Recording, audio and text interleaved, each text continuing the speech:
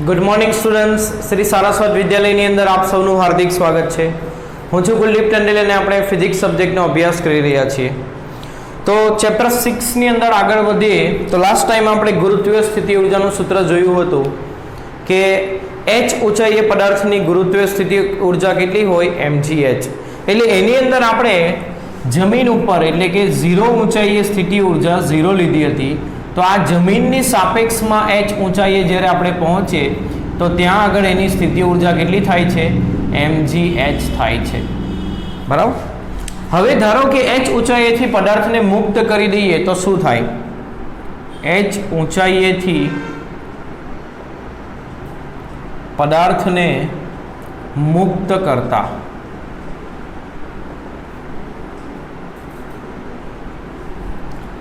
તો h ઊંચાઈએ એનો વેગ કેટલો હોય? 0. જ્યારે જમીન ઉપર પહોંચે ત્યારે એનો વેગ કેટલો હોય? એને આપણે v કહીએ, અંતિમ વેગ. એનો પ્રવેગ કેટલો હશે? તો ગુરુત્વ પ્રવેગ g. કેટલું અંતર કાપશે ઉપરથી નીચે? તો h જેટલું. ઉપરથી નીચેની દિશામાં એટલે -h લખીએ. હવે એનો પ્રવેગ અચળ હોવાથી અચળ પ્રવેગી ગતિનું સમીકરણ વાપરીએ તો v² - v02 = 2ax થશે. તો v² - v02 શરૂઆતનો વેગ 0, 2 પ્રવેગ કેટલો -g અને h કેટલું છે? -h. તો 2gh થશે, માઇનસ માઇનસ પ્લસ થશે. આ v² આવ્યું. બંને બાજુ 1/3 m વડે ગુણીએ 1/2 m વડે તો 1/2 m × 2gh થશે. તો હાફ m v² એટલે ગતિ ઉર્જા થાય અને 2 કેન્સલ mgh. એટલે આ શું થયું? તો અહીંયા આગળ એની પાસે જે ઉર્જા સ્થિતિ ઉર્જાના રૂપમાં હતી એ અહીંયા પહોંચ્યા બાદ તે ગતિ ઉર્જામાં ફેરવાઈ ગઈ. એટલે સ્થિતિ ઉર્જા પદાર્થની સ્થિતિ ઉર્જા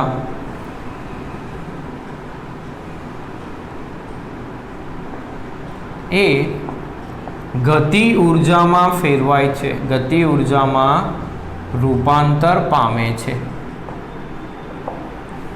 આવી પ્રક્રિયા થશે. એટલે એક ઉર્જાનું બીજી ઉર્જામાં રૂપાંતર થશે. એનો મતલબ એવો થયો કે કોઈ નવી ઉર્જા ઉત્પન્ન નહીં થશે ને કોઈ ઉર્જાનો નાશ પણ નહીં થશે. ઉર્જા એટલી જ રહેશે પણ એક રૂપમાંથી બીજા રૂપમાં રૂપાંતર પામશે. બરાબર. હવે ધારો કે આ ઉર્જા ઉપરથી સ્થિતિ ઉર્જા ઉપરથી એના પર લાગતા બળ શોધવું હોય તો કેવી રીતે શોધાય? તો પદાર્થ પર લાગતું ગુરુત્વાકર્ષણ બળ કેવી રીતે લખાય? mg અને નીચેની દિશામાં હોવાથી -mg લખીએ. તો એ કેવી રીતે શોધી શકાય? તો સ્થિતિ ઉર્જાનું સૂત્ર h ઊંચાઈ એ શું છે? mgh. હવે સ્થિતિ ઉર્જાનું h ની સાપેક્ષમાં વિકલન કરીએ અને તેનું ઋણ મૂલ્ય લઈએ તો શું થશે? તો અહીં આગળ ઋણ મૂલ્ય લેવાનું વિકલનનું. કોનું વિકલન કરવાનું? તો mgh નું. m અને g તો અચળ રહેશે એટલે એ વિકલનની બહાર. કોનું વિકલન થશે? ફક્ત h નું. h ના 1 ઘાતનું વિકલન થાય 1 એટલે આ -mg. આ બળનું સૂત્ર આવ્યું. બળ કેવી રીતે મળ્યું? તો સ્થિતિ ઉર્જાનું અંતરની સાપેક્ષમાં વિકલન કરીને. એટલે જો સ્થિતિ ઉર્જાનો બદલાવ કેવી રીતે થાય એ સૂત્ર તમારી પાસે હોય તો તમે પદાર્થ પર લાગતું બળ શોધી શકો. તો એ કેવી રીતે શોધવું એ થોડું સમજીએ. તો એ જે ટોપિક છે એ ટોપિક એવો છે કે સ્થિતિ ઉર્જા અને બળ વચ્ચેનો સંબંધ. ટોપિકનું નામ શું છે? સ્થિતિ ઉર્જા અને બળ વચ્ચેનો સંબંધ.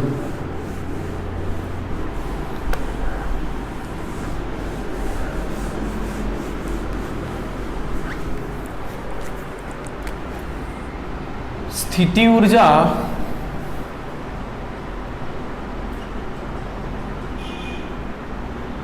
અને બળ વચ્ચેનો સંબંધ. તો એ જે સંબંધ છે એ કંઈક આ પ્રકારનો હશે. ચોપડીમાં આપ્યો નથી પણ દાખલા ગણવા માટે તમારે યાદ રાખવાનો રહેશે. બળ એ તમે સ્થિતિ ઉર્જાનું વિકલન કરીને શોધી શકો, પરંતુ વિકલન એ દરેક વિધેયની સાપેક્ષમાં કરવાનું રહેશે, દરેક ચલની સાપેક્ષમાં x, y અને z, અને તેનું ઋણ મૂલ્ય લેવાનું રહેશે. આ સંબંધ યાદ રાખો. એક ઉદાહરણ લઈને ગણતરી કરીએ તો ધારો કે આવું ઉદાહરણ લઈએ. પદાર્થની સ્થિતિ ઉર્જા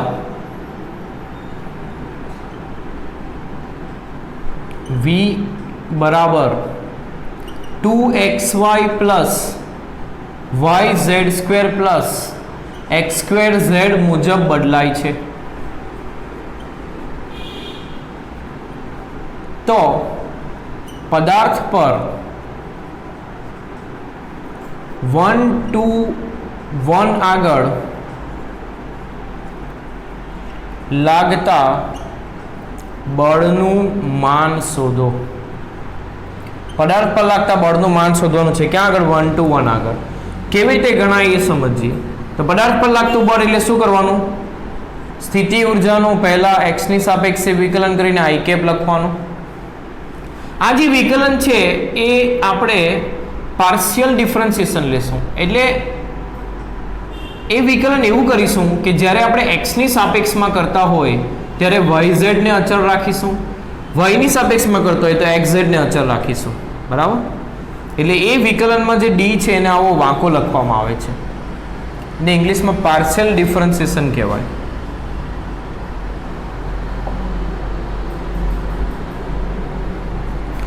તો સૌપ્રથમ v ના સૂત્રનું x ની સાપેક્ષમાં વિકલન કરીએ. તો v ના સૂત્રમાં 3 પદ છે. તો પહેલા પદનું x ની સાપેક્ષમાં વિકલન કરીએ તો આમાં જુઓ આ પદમાં x છે તો x છે, તેની સાથે જે હોય એ અચળ એટલે 2y અચળ થશે અને x ના 1 ઘાતનું વિકલન થશે 1. પછી બીજા પદનું કરીએ. આમાં x છે નથી એટલે એનું વિકલન શું થશે? 0. આમાં x છે તો z અચળ રહેશે અને x ના 2 ઘાતનું વિકલન થશે 2x અને એની સાથે લખીશું આપણે i કેપ વત્તા y ની સાપેક્ષમાં વિકલન કરીએ તો y છે આની અંદર એટલે 2x અચળ અને ખાલી y નું 1 થશે. આમાં પણ y છે એટલે z² અચળ અને ખાલી y નું 1 થશે. આમાં y નથી એટલે એનું આ પદનું વિકલન y ની સાપેક્ષમાં 0 અને એ વિકલનની સાથે શું લખવાનું? j cap. ત્રીજું વિકલન z ની સાપેક્ષમાં. પહેલા પદમાં z છે નથી તો એનું વિકલન 0. બીજા પદમાં z છે એટલે y અચળ અને z² નું શું થશે? 2z. આમાં z છે એટલે x² અચળ અને ખાલી z નું 1 થશે, સાથે લખીશું k કેપ. હવે આપણે બળ ક્યાં આગળ શોધવાનું છે? તો 1 2 3 એનો મતલબ x = 1, y = 2 અને z = 1 આગળ. 1 2 1 એટલે x એમ 1 મૂકવાનું, y એમ 2 મૂકવાનું અને z એમ 1 મૂકવાનું. તો આ જે સૂત્ર આવ્યું f નું એની અંદર આ પદ મૂકીએ તો 2 × 2 કેટલું થશે? 4. 2 × 2 4. z બરાબર 1 અને x બરાબર 1. 1 × 2 × 1 એટલે 2 થશે i કેપ વત્તા 2 × 1 2. 1 નો વર્ગ 1 એટલે 2 + 1 j cap y 2 2 × 1 2 × 2 4 4 × 1 4 plus x નો વર્ગ 1 નો વર્ગ 1 k કેપ તો minus 4 + 2 6 i cap 3 j cap 5 k cap. તો આ બળનું સૂત્ર થશે -6 i cap -3 j cap -5 k cap.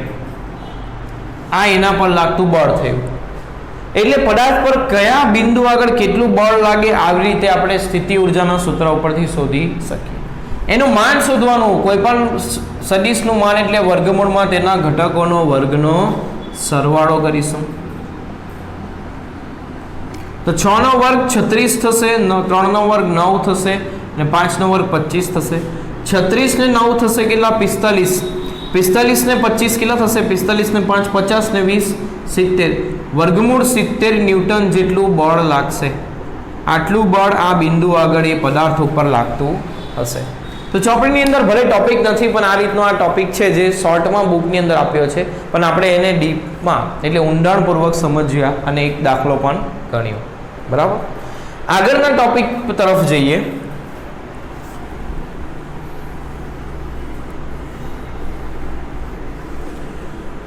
તો કાર્યનું ઉર્જામાં બળ વડે થતા કાર્યનું ઉર્જામાં કેવી રીતે રૂપાંતર થાય છે એના આધારે બળને બે પ્રકારમાં વહેંચી શકાય.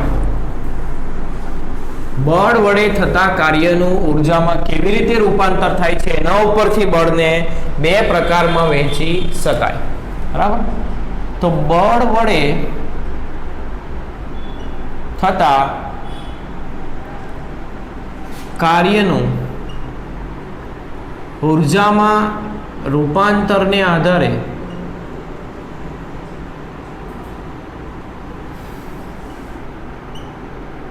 બળનું વર્ગીકરણ.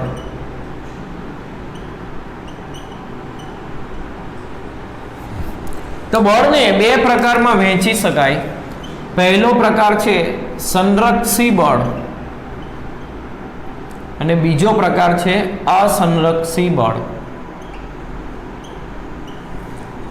તો સંરક્ષી બળ એટલે શું પહેલા સમજીએ. પહેલો ટોપિક લઈએ, સંરક્ષી બળ.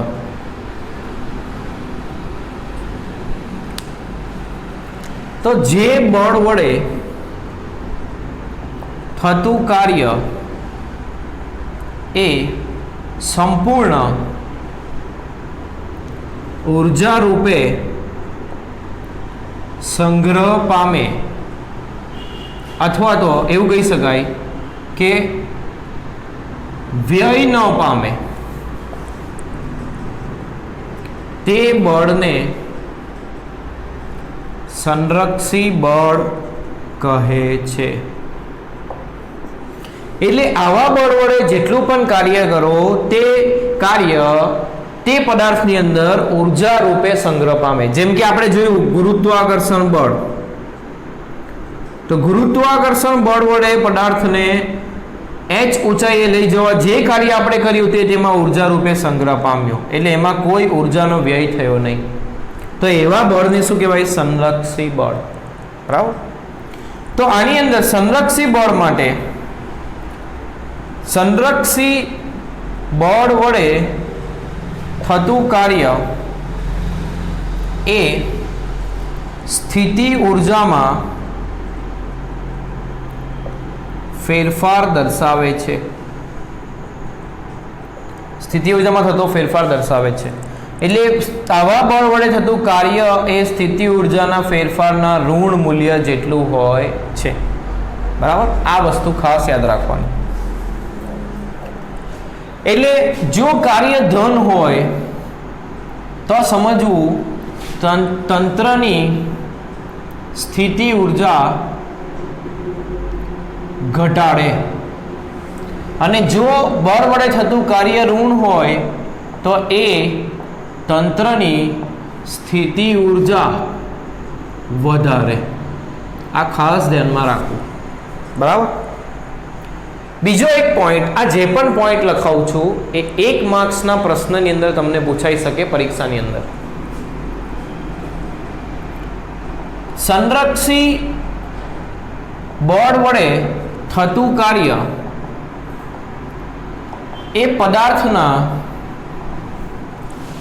પ્રારંભિક અને અંતિમ સ્થાન ઉપર જ આધાર રાખે છે.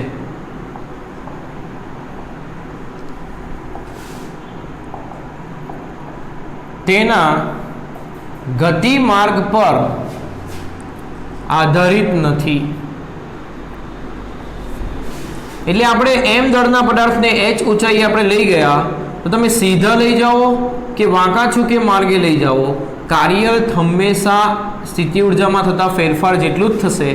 સ્થિતિ ઊર્જામાં ફેરફાર કેટલો થાય? તો અંતિમ માઇનસ પ્રારંભિક. અંતિમ સ્થિતિ ઊર્જા કેટલી હતી? mgh. અને શરૂઆતમાં જમીન ઉપર કેટલી હતી? 0 ઊંચાઈએ. એટલે એ કાર્ય આટલું આવશે. તો આ કાર્ય તમે કયા માર્ગે લઈ ગયા, વાંકા ચૂકા માર્ગે લઈ ગયા કે સીધા લઈ ગયા, એના ઉપર આધારિત નથી. ફક્ત ક્યાંથી ક્યાં લઈ ગયા એના ઉપર જ આધારિત છે. એટલે અંતિમ સ્થિતિ અને પ્રારંભિક સ્થિતિની ઊર્જા ઉપર જ આધારિત છે. બીજો પોઈન્ટ યાદ રાખશું, બંધ માર્ગ પર સંરક્ષી બળ વડે થતું કાર્ય હંમેશા શૂન્ય હોય છે. બંધ માર્ગ એટલે શું? આમ અહીંયાથી શરૂઆત કરી, આ શરૂઆતનું સ્થાન, ફરીને પાછા બળ વડે એ પદાર્થને ખસેડીને પાછા અહીંયા જ લાવી, એટલે અંતિમ અને પ્રારંભિક સ્થાન એક જ, એટલે અંતિમ અને પ્રારંભિક સ્થિતિ એક જ, એટલે અંતિમ અને પ્રારંભિક સ્થિતિ ઉર્જા પણ એક. તો સ્થિતિ ઉર્જામાં થતો ફેરફાર કેટલો થશે? અંતિમ માઇનસ પ્રારંભિક, બંને સમાન હોવાથી 0, એટલે થતું કાર્ય પણ શું આવશે? 0. એટલે જો પદાર્થને તમે ફેરવીને ત્યાં જ પાછા લાવો આ સંરક્ષી બળ વડે, તો તેના વડે થતું કાર્ય હંમેશા શું હોય છે? શૂન્ય હોય છે. આ પોઈન્ટ ખાસ યાદ રાખો, બરાબર. તો સંરક્ષી બળ એટલે એવું બળ કે જે બળ વડે થતું કાર્ય એ ક્યારેય વ્યય પામતું નથી. એટલે એક બળ વડે થતું કાર્ય એ હંમેશા પદાર્થની ઉર્જા રૂપે સંગ્રહ પામે, કોઈ ઉર્જા વ્યય થતી નથી. એવા બળને શું કહેવાય? સંરક્ષી બળ. બરાબર. હવે એના ઉપરથી સંરક્ષી બળ ક્ષેત્રની વ્યાખ્યા લગાવી શકાય કે જે ક્ષેત્રમાં પદાર્થ પર લાગતા બધા બળો સંરક્ષી હોય તેવા બળ ક્ષેત્રને સંરક્ષી બળ ક્ષેત્ર કહે છે, અથવા તો સંરક્ષી ક્ષેત્ર કહે છે. એટલે એવો વિસ્તાર કે જેમાં લાગતા બધા બળો કેવા હોય? સંરક્ષી હોય, એટલે કે ઉર્જાનો વ્યય ન કરે એવા હોય, એવા બળોને એવા ક્ષેત્રને સંરક્ષી ક્ષેત્ર અથવા તો સંરક્ષી બળ ક્ષેત્ર કહે છે. તો સંરક્ષી બળો માટે આ વસ્તુઓ ખાસ ધ્યાનમાં રાખવી. જો સ્થિતિ ઉર્જા કાર્ય ધન હોય તો સમજવાનું સ્થિતિ ઉર્જામાં ઘટાડો થયો, જો કાર્ય ઋણ હોય તો તંત્રની સ્થિતિ ઉર્જા વધી. હવે જુઓ, આ કેસમાં કાર્ય ઋણ છે અને સ્થિતિ ઉર્જા 0 થી mgh થઈ એટલે વધી, તેથી કાર્ય કેવું છે? ઋણ. તો આ વસ્તુ ખાસ ધ્યાનમાં રાખવું, બરાબર. અને બંધ માર્ગ પર સંરક્ષી બળ વડે થતું કાર્ય એ હંમેશા શું આવશે? શૂન્ય જ આવશે. આ બાબત પણ ધ્યાનમાં રાખવી. હવે બીજો જે પ્રકાર છે બળનો, અસંરક્ષી બળ, એ જોઈએ.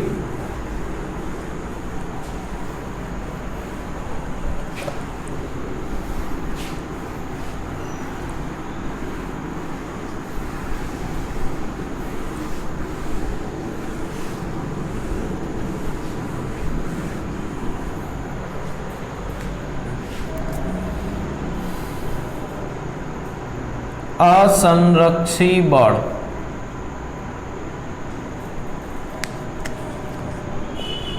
તો જે બળ વડે થતું કાર્ય એ ઉષ્મા રૂપે વ્યય પામતું હોય, અથવા તો થતું કાર્ય ઉર્જા રૂપે વ્યય પામે,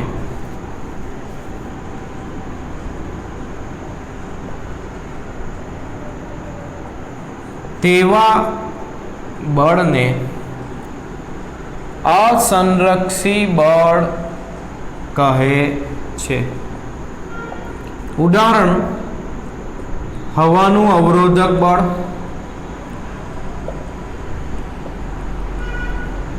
ઘર્ષણ બળ. આ બધા બળો શું કરે? તો એ બળો વડે થતું કાર્ય એ હંમેશા વ્યય પામે, એટલે કે એમાં સંગ્રહ પામે નહીં. ધારો કે આ એક m દળનો પદાર્થ છે જેની ગતિ ઉર્જા છે 5 જૂલ. હવે એના પર તમે એક બળ લગાવો છો અને તેના વડે કાર્ય થાય છે 2 જૂલ. તો આ જે પદાર્થ છે તેની ઉર્જા 5 + 2 એટલે 7 થવી જોઈએ, પરંતુ એવું ન થાય. ક્યારે ન થાય?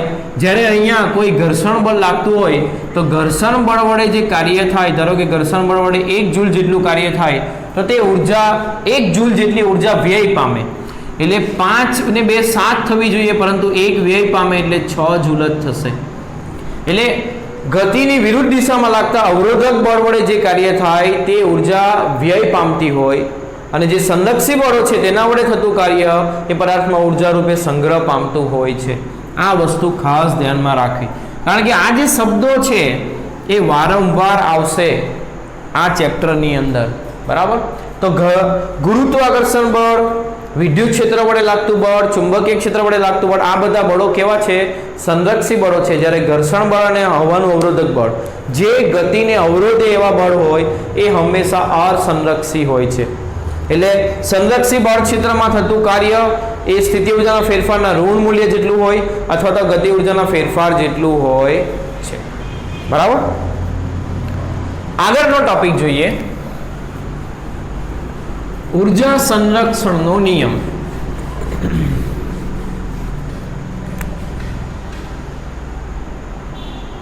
ઉર્જા સંરક્ષણનો નિયમ.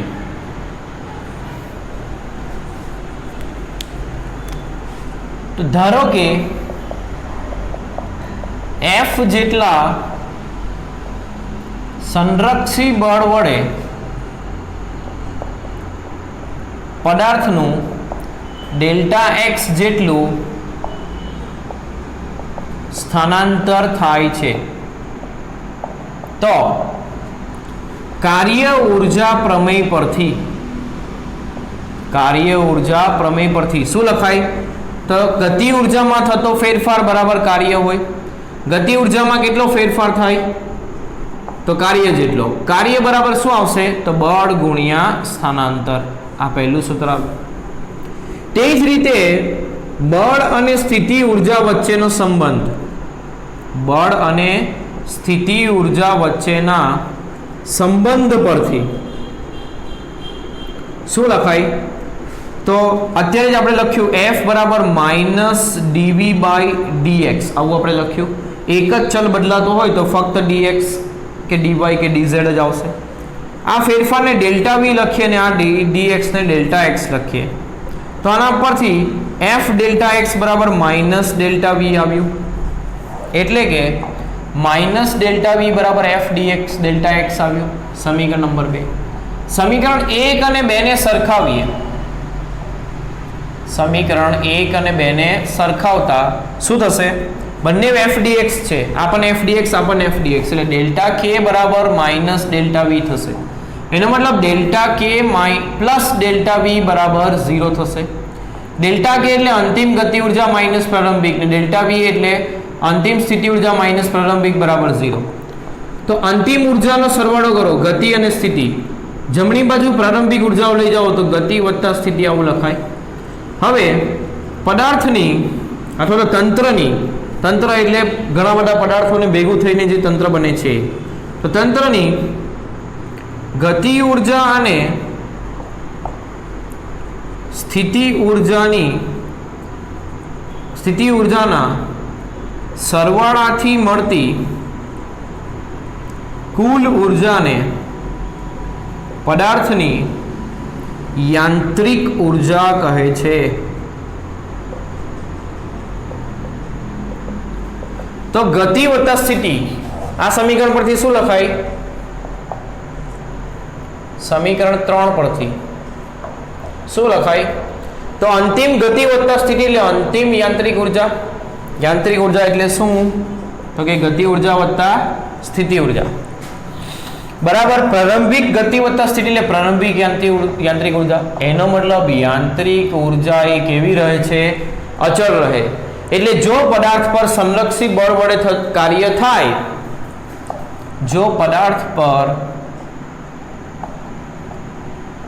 સંરક્ષી બળ વડે કાર્ય થાય તો પદાર્થની યાંત્રિક ઉર્જા એ અચળ રહે એવું કહી શકાય, અથવા તો યાંત્રિક ઉર્જાનું સંરક્ષણ થાય છે. એટલે જો પદાર્થ પર કાર્ય કરતા બળો સંરક્ષી હોય તો તેની કુલ ઉર્જા એ હંમેશા અચળ રહે છે, બદલાતી નથી. ફક્ત રૂપાંતર થશે ગતિમાંથી સ્થિતિમાં અને સ્થિતિમાંથી ગતિમાં, પરંતુ બેનો સરવાળો હંમેશા અચળ રહેશે. તો આ વસ્તુ નોંધવી ખાસ અગત્યની. બરાબર. અથવા તો આ સમીકરણ ઉપરથી તમે શું લખી શકો? સમીકરણ 4 ઉપરથી ગતિ ઉર્જામાં થતો ફેરફાર વત્તા સ્થિતિ ઉર્જામાં થતો ફેરફાર એટલે યાંત્રિક ઉર્જામાં થતો ફેરફાર શું આવે? 0. ફેરફાર 0 એટલે આ યાંત્રિક ઉર્જા બદલાતી નથી. આવું પણ સમજી શકો. બરાબર. તો આ થિયરી પણ તમારે કરવાની અગત્યની થિયરી પરીક્ષા માટે. ઉર્જા સંરક્ષણનો, યાંત્રિક ઉર્જા સંરક્ષણનો નિયમ, શબ્દ એક રહી ગયો, યાંત્રિક ઉર્જા સંરક્ષણ નિયમ. બરાબર. યાંત્રિક ઉર્જા ક્યારે અચળ રહે? જ્યારે પદાર્થ પર કાર્ય કોના વડે થાય? તો સંરક્ષી બળ વડે કાર્ય થાય ત્યારે.